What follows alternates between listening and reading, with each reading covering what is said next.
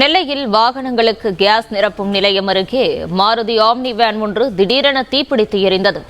சுதாரித்துக் கொண்ட ஓட்டுநர் உடனடியாக வாகனத்தை விட்டு வெளியேறியதால் உயிர் பிழைத்தார். இது குறித்தான முழு விவரங்களோடு இணைகிறார் செய்தியாளர் நாகராஜன். நாகராஜன், வணக்கம். விவரங்களை பகிரலாம்.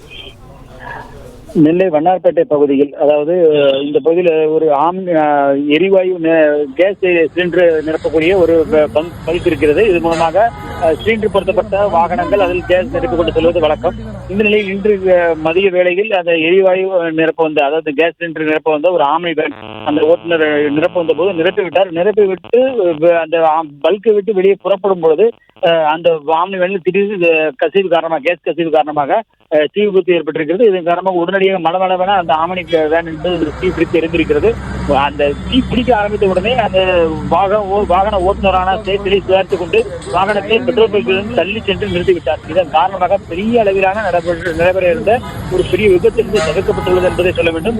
அந்த வகையில் உடனடியாக தீயணைத்துறைக்கு தகவல் அளித்திருந்தால் தீயணைத்துறை அதிகாரிகளும் உடனடியாக வந்து எரிந்து கொண்டிருந்த அந்த ஆம்னி வேனை அணைக்கும் பணியில் ஈடுபட்டார்கள். அது முழுமையாக அது அணைக்கப்பட்டது. இருந்தும் அந்த ஆம்னி வாகனம் என்பது முழுமையாக எரிந்து விட்டது.